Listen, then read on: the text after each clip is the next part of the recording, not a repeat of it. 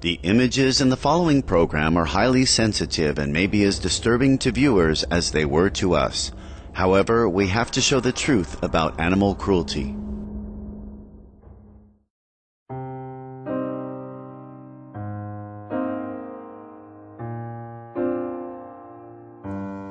Informed viewers, welcome to Animal World, our co-inhabitants.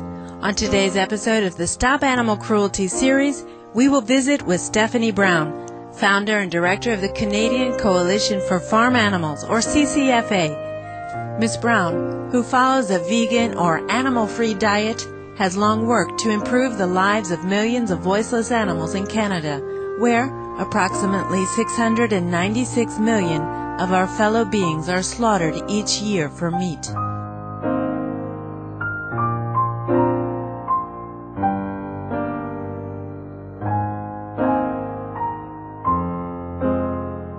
The Coalition's members include many prominent Canadian animal welfare groups, such as the Calgary Animal Rights Coalition, the World Society for the Protection of Animals, and Voice for Animals, and represents more than 120,000 Canadians.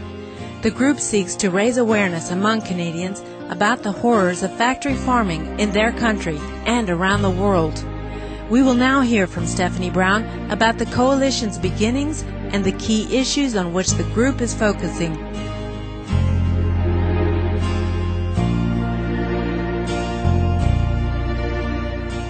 In 2002, a number of people from across Canada got together and decided that nobody was focusing on the issue of farm animals the way they needed to, where we would really tell the realities that animals, particularly in intensive confinement, are subjected to.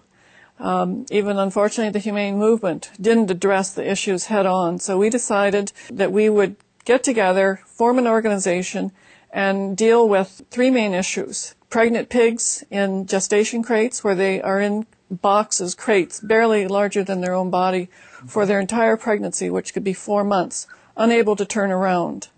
The other issue is hens in battery cages. Here's a photo of a Canadian farm that is typical, where 98% of eggs in Canada are produced from hens kept in this kind of close confinement.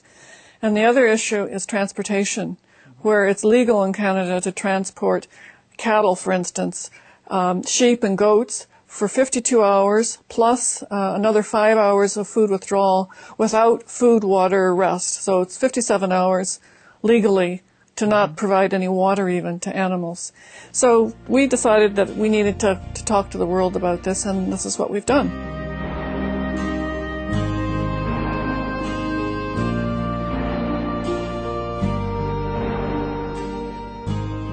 Chickens are lovely beings that care for each other very much, with roosters being ever vigilant in ensuring the safety of other flock members. Chickens are extremely intelligent as well. Speaking of their reasoning capacity, Dr. Chris Evans, director of the Centre for the Integrative Study of Animal Behavior at Macquarie University, Australia, states, "Perhaps most persuasive is the chicken's intriguing ability to understand that an object, when taken away and hidden, nevertheless continues to exist. This is beyond the capacity of small children."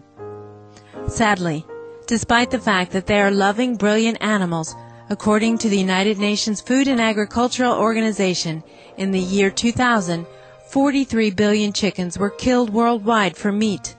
Ms. Brown describes how these birds are callously raised by the meat industry.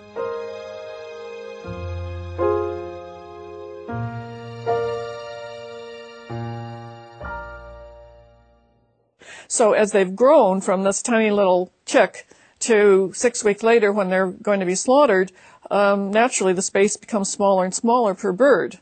And so they are quite crowded. And they don't have a lot of space, and a lot of these meat birds suffer leg problems because of the weight. They're bred to have this large breast, and so this makes their bodies sort of unbalanced. Then they're grabbed up when the slaughter time comes. There's people called catchers who take the birds by their legs, hold them upside down, maybe 4 or 5 birds at a time, and they're pushed into these cages to be transported to the slaughter plant. Ms. Brown describes the typically appalling end to the lives of factory farm chickens. They're taken to the slaughter plants. Sometimes they wait hours to have their turn to be slaughtered, so they're waiting in trucks all crushed together in these very small containers.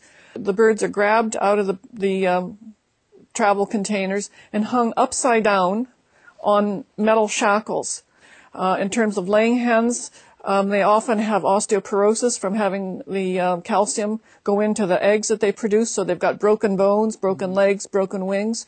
So they're hung upside down, and they're passed along into a water bath, which is supposed to stun them. Now, it doesn't stun them in terms of really making them unconscious. It's just to immobilize them. Mm-hmm. So they're still conscious. Is this hot water? It's hot water, yes. In many instances, when birds try to raise themselves, try to right their bodies, they miss the water tank.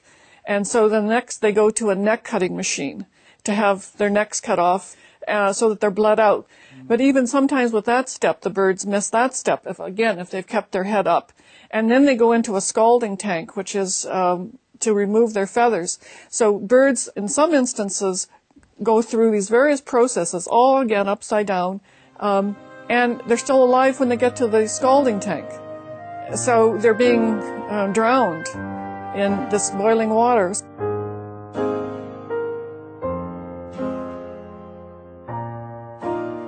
When we return, we'll have more from our interview with Stephanie Brown, founder and director of the Canadian Coalition for Farm Animals. Please stay tuned to Supreme Master Television.